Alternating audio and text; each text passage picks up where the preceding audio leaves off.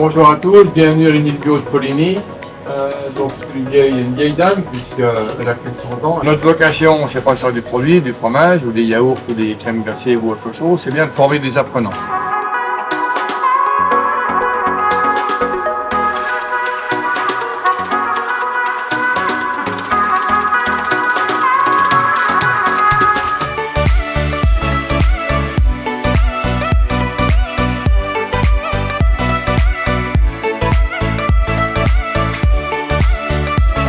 On contrôle le lait cru qui arrive, on contrôle et la partie physico-chimie et la partie microbiologie. Vous avez l'échantillon de lait qui est là, qui a juste été réchauffé à 40 degrés. Et puis en une bonne minute, en moins de 2 minutes, vous avez un résultat complet de votre lait. Donc la matière grasse en grammes par litre, la matière protéique en grammes par litre, le lactose, etc.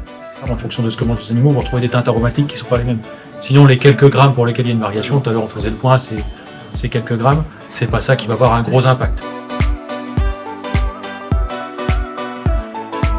Donc DQ fabrication, 400 litres, 800 litres, un homogénéisateur, pasteurisateur, échangeur, pompe, etc. Et puis conditionneuse, 2 fois 2000 fois, ou 4000 fois heure. On peut conditionner jusqu'à 10 000 fois par jour.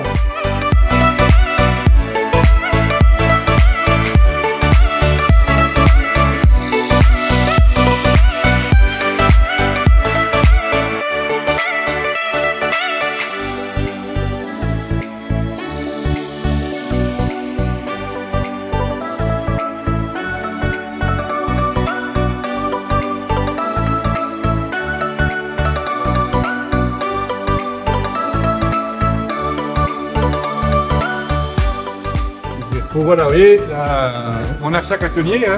Tout à l'heure, on a vu les produits frais, par exemple. Vous voyez, on a tous les produits frais. On a apposé des machines, des photos des machines, de l'homo, de l'échangeur.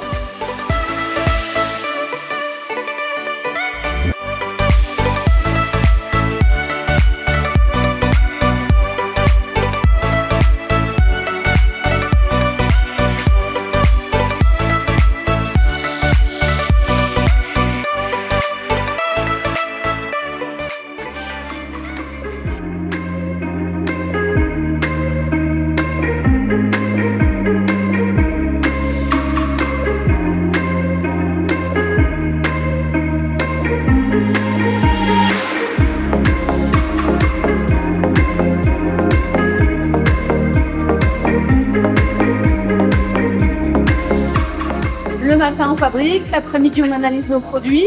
On prépare les laits en faisant varier des paramètres, en changeant les quantités de ferments qu'on utilise, par exemple, les températures. Après, on regarde les conséquences sur le produit. Et comme ça, ils peuvent adapter leur fabrication dans leurs propres usines.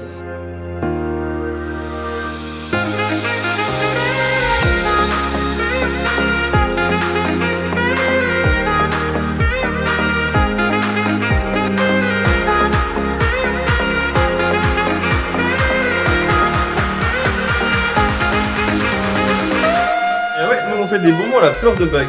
Et La fleur de quoi? de bac. Oui. Alors la fleur de bac, ça. C'est relaxant, non? Ouais. Alors il y a plein de vertus. Là on en a différentes. Donc il y a communication et sociabilité. Non? Courage et espoir. Vas-y, prends-toi, Confiance et sérénité. C'est les trois qu'on utilise. C'est bien. Nous vous avons préparé un lot de produits fabriqués par nos apprenants. Alors vous avez du fromage, vous avez du comté, vous avez du Saint-Savin, c'est un carré de l'Est, vous avez du Grimont, vous avez du Morbier et Polignois ici. Voilà, agrémenté de quelques bières que nous boirons avec modération, bien entendu, blonde, ambrée,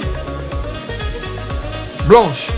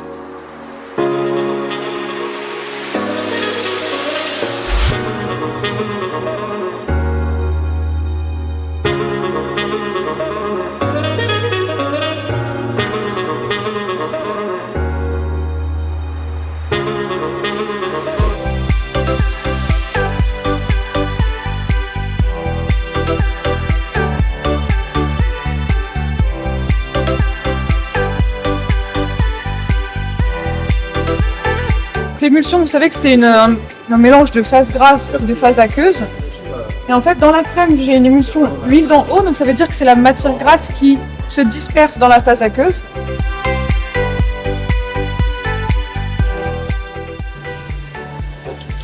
Donc là, on a le lait crémé, donc lui, il se repère bien. Allez, on voit la crème arriver. Il se repère bien parce qu'il est beaucoup plus translucide que le lait entier. On voit bien la différence. Et puis la crème qui est bien jaune et plus épaisse que...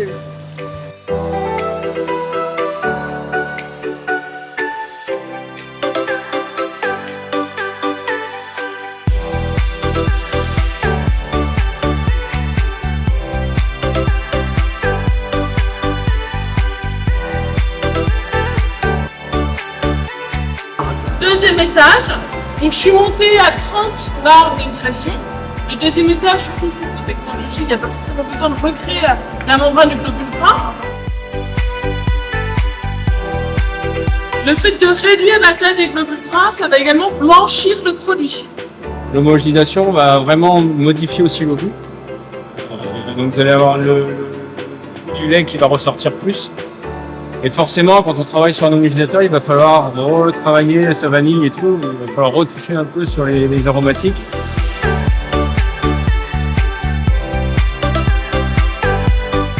S'il me donne les conditions d'utilisation, la vitesse, le programme, la durée, le temps, la vitesse et la température. Et le temps pour monter en vitesse.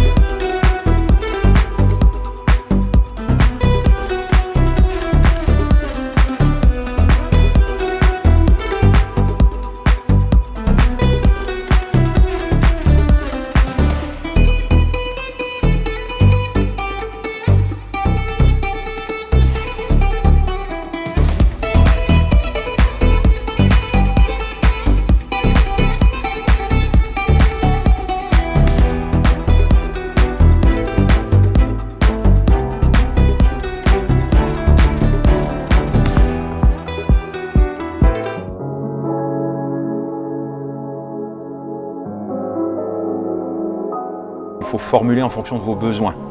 Et je ne vais pas vous dire ce que c'est qu'une bonne glace, déjà j'en suis incapable. Je vais essayer de vous faire comprendre qu'il vous faut le bon outil pour formuler comme il faut et pour en tirer le meilleur parti. L'objectif de la fin de la matinée, c'est que vous compreniez comment on construit une recette, mais avec un outil qui vous permet d'évoluer dans tous les besoins de votre recette.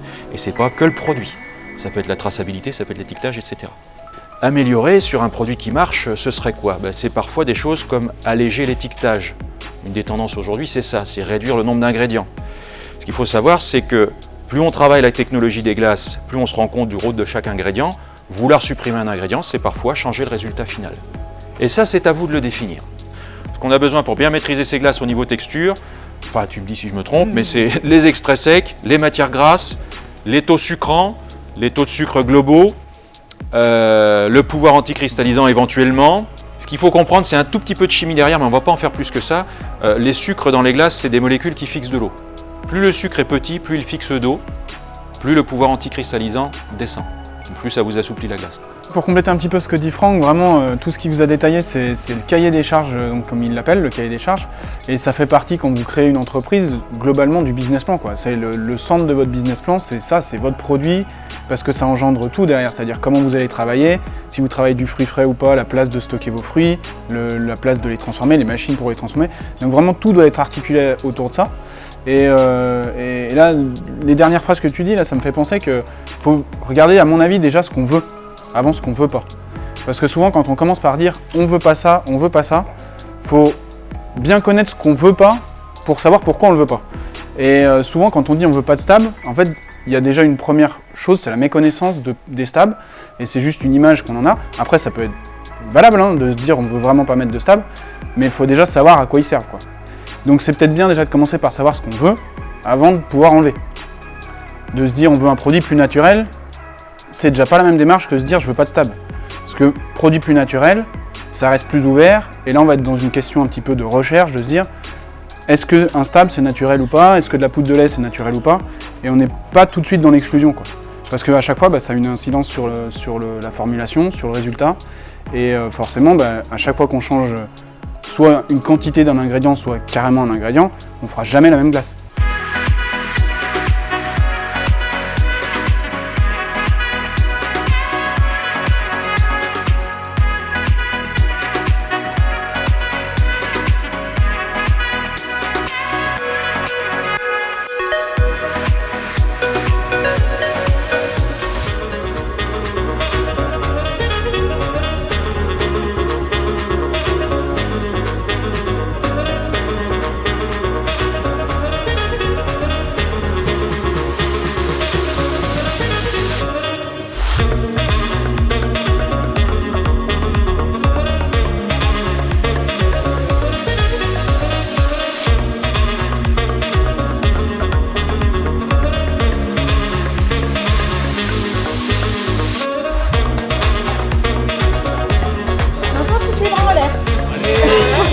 Un peu de folie.